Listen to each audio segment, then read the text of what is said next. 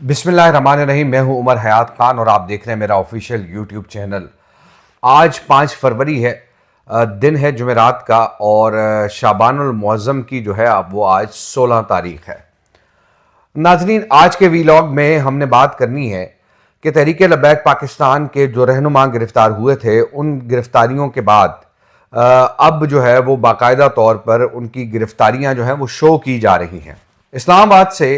एक अहम रहनुमा तहरीक लब्बैक पाकिस्तान के, उनको गिरफ्तार किया गया था और उनके बारे में ये कहा जा रहा था कि वो सानिया मुरीद के बाद जो है वो गायब है और अब जो है वो उनकी बाकायदा तौर पर गिरफ्तारी डाल दी गई है। उनको इंसदाद दहशतगर्दी अदालत लाहौर में पेश किया गया है और वहाँ उनकी पेशी के बाद जो है वो बाकायदा तौर पर अब उन पर जो है वो केस चलना शुरू हो गया है, क्योंकि हमने आपसे ये भी कहा था कि इंसदाद दहशतगर्दी अदालत में जो केसेस हैं वो अब चलना शुरू हो जाएंगे और जिन लोगों के नाम एफआईआर्स में दर्ज हैं उनके हवाले से अब उनकी बाकायदा तौर पर जो है वो चीज़ें मंजर आम पर आना शुरू हो जाएंगी। कहा यह जा रहा था कि रिजवान सैफी जो कि तहरीक लब्बैक इस्लामाबाद के रहनुमा हैं, सानिया मुरीद के बाद से गायब थे और अब उनको बाकायदा तौर पर यानी ये 3.5 माह के अरसे के बाद अब उनको अदालत में पेश कर दिया गया है। और इसके अलावा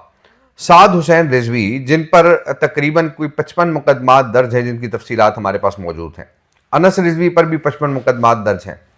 उनकी तफसीलात भी हमारे पास मौजूद हैं, जिसमें से जो है वो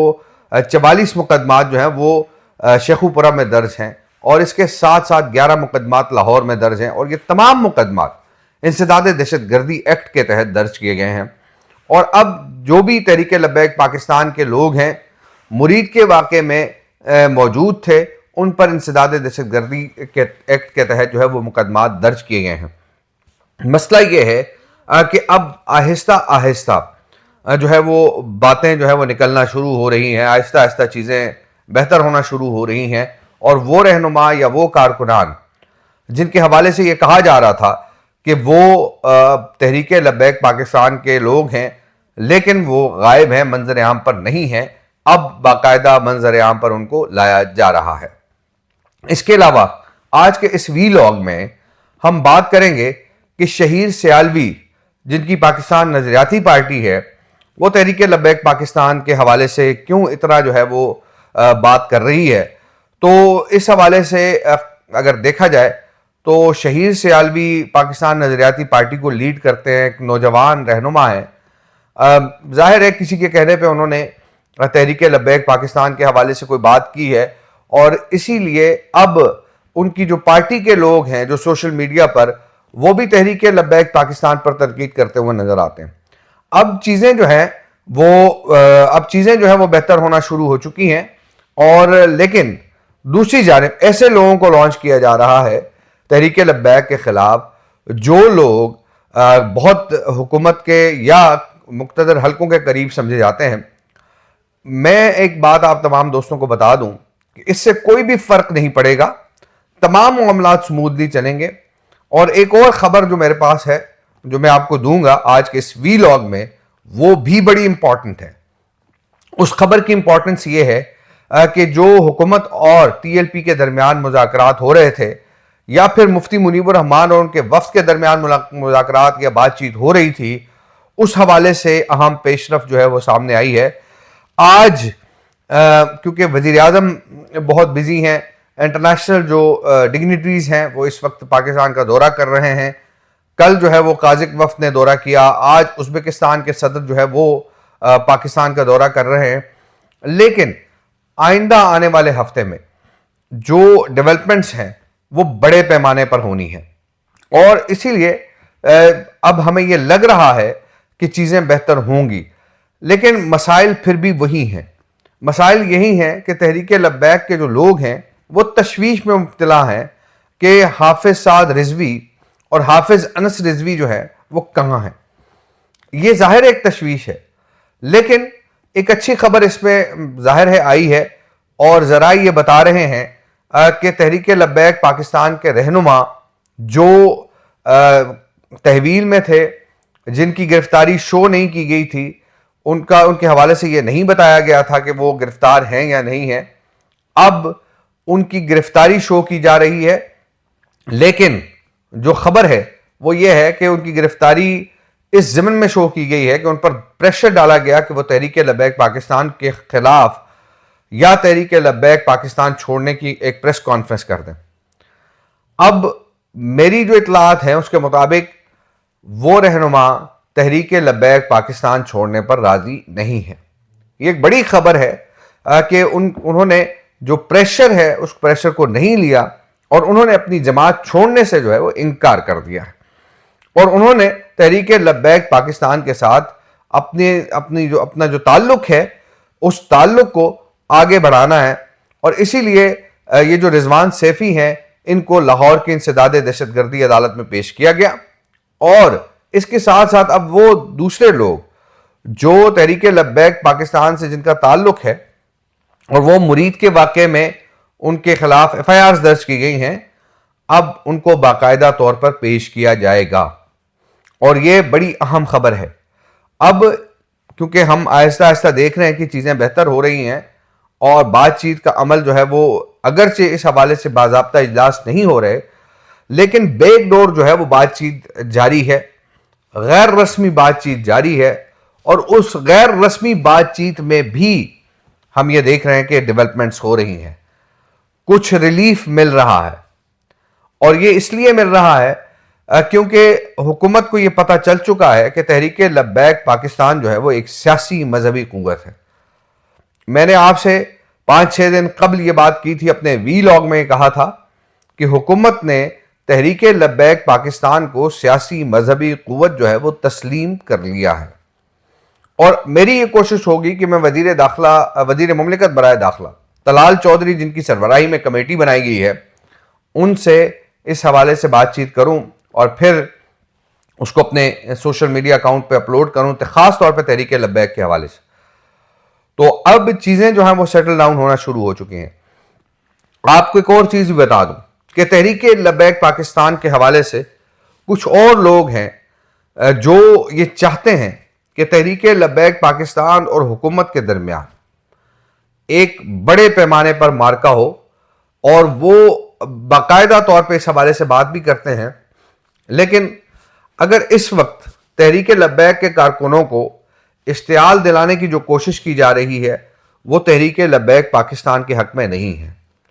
क्योंकि जब हम बातचीत का अमल शुरू कर रहे हैं, जब हम मुज़ाकरात के ज़रिए चीज़ों को सेटल डाउन करने की कोशिश कर रहे हैं, तो एक ऐसे वक्त में अगर कोई ये शख्स इश्तियाल पैदा करने की कोशिश करता है तो वो जाहिर है मुनाफिक है और वो ये चाहता है कि ये दो ग्रोह जो है वो आपस में लड़ें। अब तहरीक लब्बैक पाकिस्तान के जो कारकुनान हैं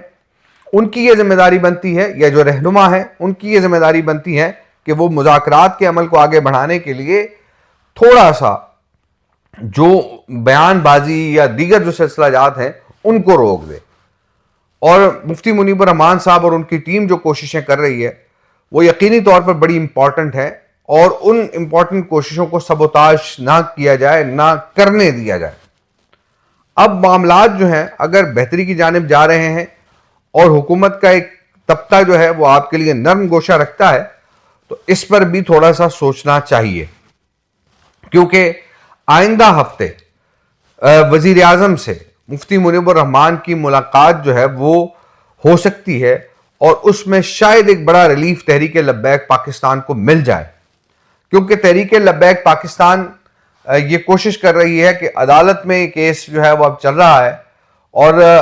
जो लाहौर हाई कोर्ट के जस्टिस जवाद जफर है उन्होंने पंजाब हुकूमत से तफसीलात तलब की हैं और ये पूछा है कि जो हाफिज साद रिजवी हैं, हाफिज अनस रिजवी हैं, वो कहाँ हैं। सरवत फातिमा की ये रिट पिटीशन है। तो ये जो चीज़ें हैं अब बेहतर होना शुरू हो जाएंगी और इसमें वक्त लगेगा, लेकिन जो हम देख रहे हैं कि तहरीक लब्बैक पाकिस्तान के साथ बातचीत का अमल और उनको इंगेज करने का अमल जो है वो शुरू किया जा रहा है, तो इसमें हुकूमत का भी फ़ायदा है कि अगर मुज़ाकरात और बातचीत से ये मामला तय होते हैं, और इसमें तहरीक लब्बैक का भी फ़ायदा है। लेकिन हुकूमत की जानिब से जो एक मुतालबा बार बार सामने आ रहा है वो यही है कि तहरीक लब्बैक पाकिस्तान अपने एहतजाज के तरीक़ेकार पर नज़रसानी करें। तहरीक लब्बैक पाकिस्तान ने जो एहतजाज का तरीक़ाकार अपनाया है उसको छोड़ दें। दीगर जो जमातें हैं उनकी तरह किसी एक जगह पर जो है वो जलसा करे, ये जो मार्च का एहतजाज है इससे इश्तराक करे। अब जाहिर है इस पर भी बात हुई है और कुछ लोगों ने इस पर एग्री भी किया है कि हम अगर आइंदा इस चीज़ पर तहरीक लब्बैक के साथ जब बैठेंगे तो इस पर तमाम बातचीत इसी मामले पर होगी और जो तहरीक लब्बैक के मुतालबात हैं उनको भी एड्रेस किया जाएगा। हालात जैसे भी हों, ये मुल्क पाकिस्तान जिसमें हम रह रहे हैं कलमे की बुनियाद पर बनने वाला मुल्क है और हम इस मुल्क के बासी हैं, हम इस मुल्क के शहरी हैं। हमारी ये जिम्मेदारी बनती है कि इस मुल्क में नुक्से अमन पैदा ना करें, इस मुल्क में इंतशार पैदा ना करें, इस मुल्क की बेहतरी भलाई तरक्की के लिए अपनी तमाम तवानाइयाँ सर्फ करें ताकि हम और हमारी आइंदा आने वाली नस्लें खुशो खुरम और खुशहाल ज़िंदगी गुजार सकें। ये बड़ा ज़रूरी अमर है, इसको ज़रा सोचना चाहिए। और फिर उसके बाद तहरीक लब्बैक की क़यादत जो है वो भी और तहरीक लब्बैक के कारकुनान भी वो इस बात को समझते हैं और अपने मुल्क से उसी अंदाज से मोहब्बत करते हैं कि जैसे एक आम पाकिस्तानी जो है वो करता है। और यही वजह है कि तहरीक लब्बैक पाकिस्तान के साथ वो सलूक नहीं हो रहा जो सलूक होना चाहिए, क्योंकि हम देख रहे हैं कि तहरीक लब्बैक पाकिस्तान के लोग पाकिस्तान की जो नज़रियाती एहसास है उसके मुहाफिज भी हैं और इस्लाम के जो बुनियादी उसूल हैं या शायर इस्लाम है उनके हवाले से भी बात करते हैं। तो ऐसी तमाम जो चीज़ें हैं वो यकीनी तौर पर इस मुल्क के लिए बेहतर हो सकती हैं और हम उस मज़ीद इसमें बेहतरी ला सकते हैं। तो आज के वीलॉग में आज के लिए इतना ही। अपना बहुत सारा ख्याल रखिए, दुआ में याद रखिए। अल्लाह निगहबान।